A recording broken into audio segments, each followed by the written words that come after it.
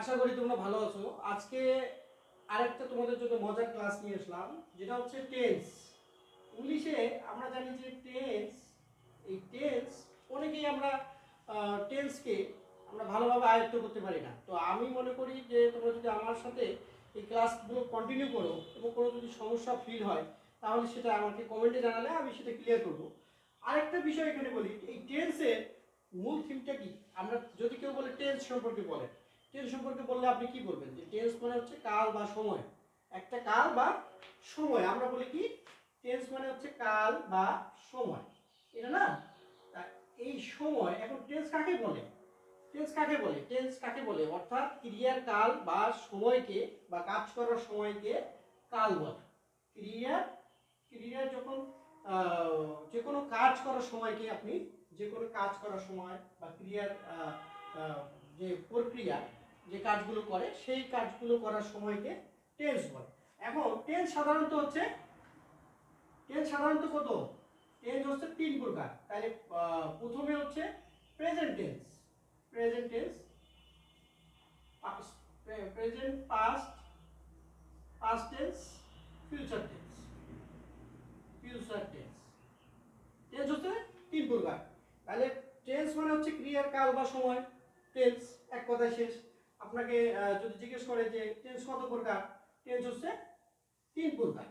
তিন প্রকার টেন্সকে আবার প্রত্যেকটাকেই চার ভাগে ভাগ করা যায়। আর চার ভাগে ভাগ করতে গেলে আপনি প্রথমেই দেখেন ইনডিফিনিট টেন্স,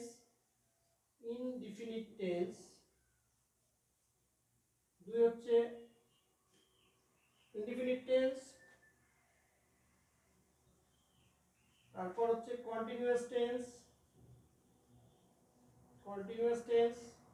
থ্রি হচ্ছে পারফেক্ট টেন্স,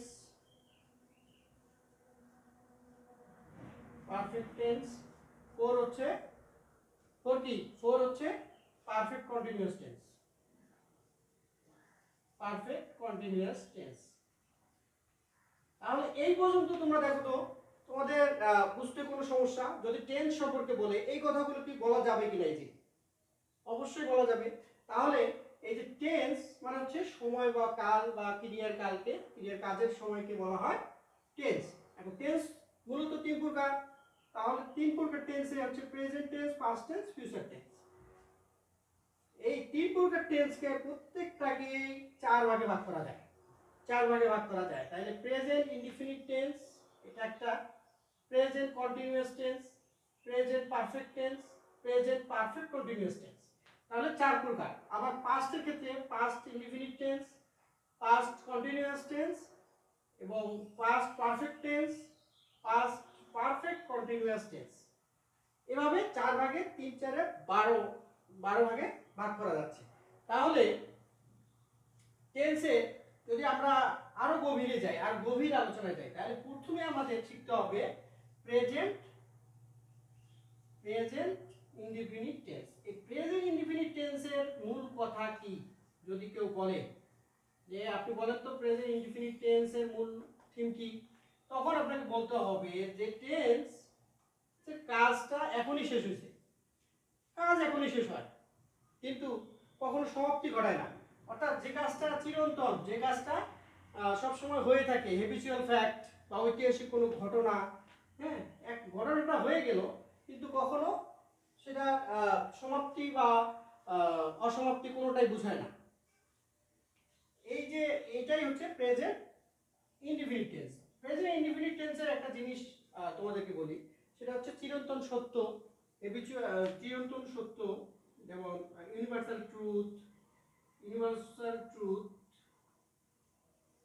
তারপর হচ্ছে হ্যাবিচুয়াল যে ফ্যাক্টগুলো আছে, হ্যাবিচুয়াল ফ্যাক্ট মানুষের স্বভাবজাত যে চরিত্রগুলো সেগুলো হ্যাবিচুয়াল ফ্যাক্ট বা কোনো ঘটনা, সানরাইজেস ইন দা ইস্ট, এই টাইপের। তারপর হচ্ছে ইউনিভার্সাল ট্রুথ বা আপনার হিস্টোরিক্যাল ইভেন্ট যদি হয়, কোনো হিস্টোরিক্যাল যদি কোনো ঘটনা হয়, সেটা এইরকম যে বিষয়গুলো সেগুলো হচ্ছে প্রেজেন্ট ইনডিফিনিট টেন্স।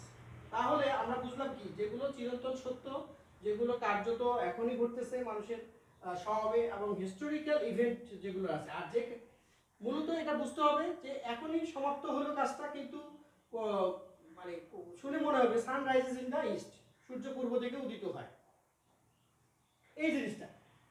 এটা এটা দ্বারা কোনো মানে এটা তো প্রতিনিয়ত ঘটতেই থাকবে যে সূর্য পূর্ব দিকে উদিতই হবে, তাই না?